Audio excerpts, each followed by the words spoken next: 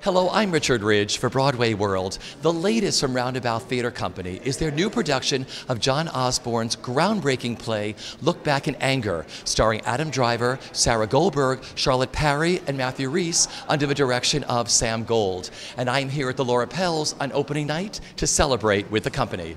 Pusillanimous, here it is, I quote, adjective, wanting of firmness of mind, of small courage, having a little mind, mean-spirited, cowardly, timid of mind, from the Latin pusillas, very little, and animus, the mind. That's her, isn't it? That's my wife. Behold, the lady Pusillanimous. Hi, Pusey! Where is your next picture? It's a really harrowing, really challenging play, and you'd think, you could sort of go home sad and cry into your pillow every night, but we had a really great time. I had a really phenomenal group of actors that gave all of themselves to it and also loved each other, had fun, had a lot of laughs. They're a really fun group. We just, we had a really good time. It's, why it's such a good job that I have. You made some beautiful, bold choices with this production. Did you always have the look in mind when you started working on this? Well, I really, what I knew was that I really wanted to give audiences a sense of the play and how impactful it was and what it was like to see the play in the 50s. And it was a very aggressive, very intense experience originally, and I knew I wanted to do that for the audience. Exactly how I was going to do it, it took a lot of time and a lot of collaboration, and I think we found something really exciting to do for people. Why do you think it's so relevant to today's audience, this play?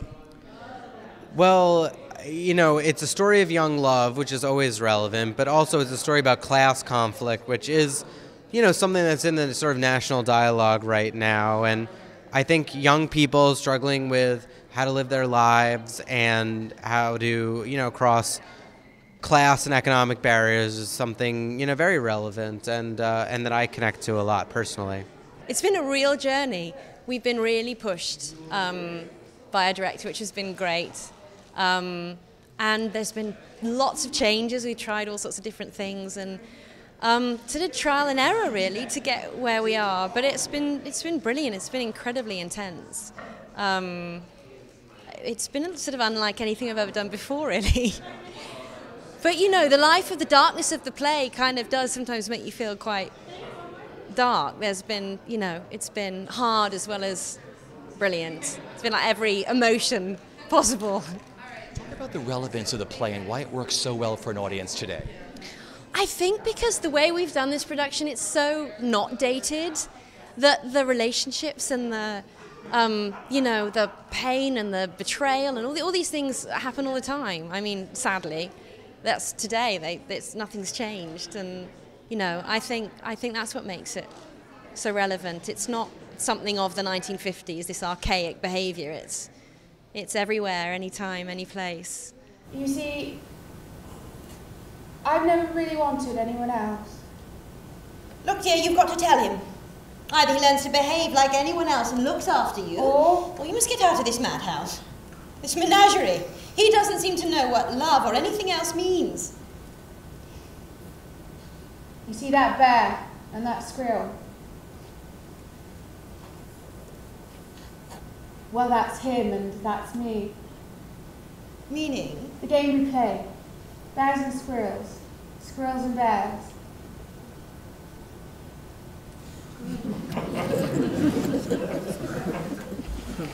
Yes, it's quite mad, I know. Quite mad. Well, that's him and that's me. I didn't realise he was a bit fey as well as everything else. Oh, there's nothing fey about Jimmy. It's just always seemed to have left. Or had left, and bears and squirrels seem to have gone their own ways now. Since I arrived? It started during those first months we had alone together after you went abroad. Oh, it was the one way of escaping from everything. We could become little furry creatures with little furry brains.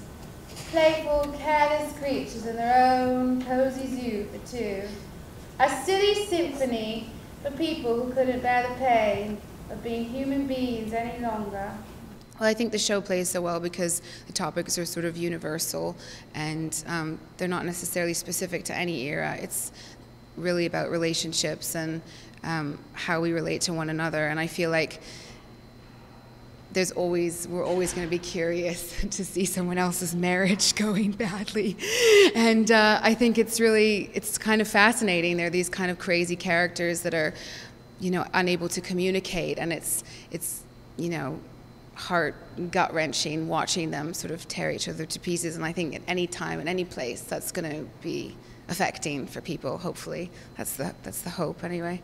I think it's a really emotional piece it deals with heavy topics about relationships and who we are and what we do for love. And I feel like people who are drawn to that kind of material will always be drawn to it, and people who are a little bit more reserved from that material might not. It's a really kind of naked piece. I mean, there's no shying away from anything. It's dark and it's exposing, and I think that people can really relate to it now as much as ever because it's just simply about relationships going sour. I mean, I love that it's so confrontational. I love it. It's so claustrophobic feeling. The language is pretty amazing to get a chance to say. I love the character, playing that character with those people that are from such different walks of life. It's really locked in a room. I really love the intimacy of it. And I mean, again, back to the set, the set gives us the chance to do it right there with the audience. We can kick them if we want to. If they're not paying attention or sleeping, we can wake them up. It's really confrontational, which I like. It's funny, you've been loyal, generous, good friend, and I am quite prepared to watch you wander off, find a new home and make out on your own, and all because something I want from that girl downstairs. And something in my heart I know she's incapable of giving. You're worth half a dozen Helenas to me or anyone else. And if you're in my place, you'd do the same thing, right? Right. Right. Why do we let ourselves be bled to death by these women? Have you ever had a letter and on it, Frank, please give your blood generously? Well, the Postmaster General does that on behalf of all the women in the world. I don't suppose people of our generation can die for any good, brave causes anymore. It was all done for us in the 30s and 40s when we were still kids. I don't think there are any good, brave causes left. When the Big Bang does come, we all get killed off. It won't be in aid of good old-fashioned grand design. No, it'll just be for the brave who knew nothing very much, thank you. It's about as pointless and glorious as stepping out in front of a bus. No, nothing left for it, my boy, but let yourself be butchered by the women. I think those who know the play will know how intense of a piece it is, and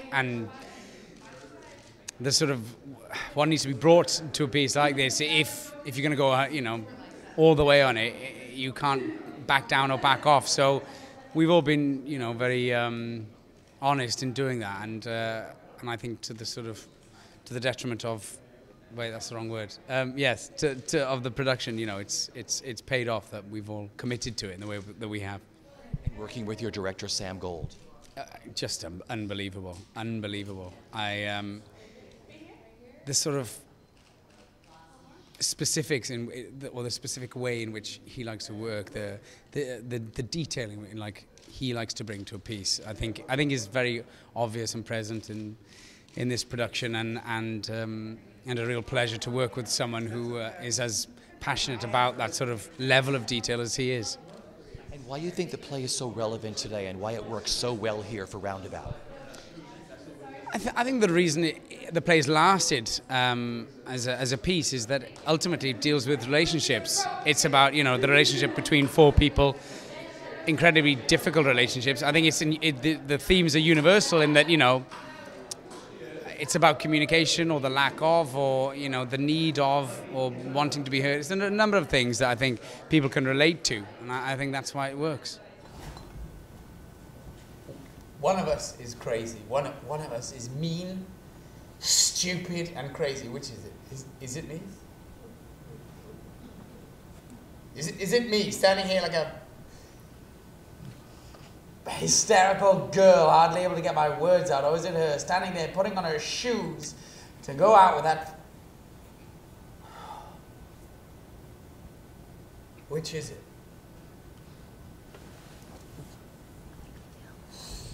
I wish to heaven you would try loving her. That's all. Perhaps one day you may want to come back. I shall wait for that day.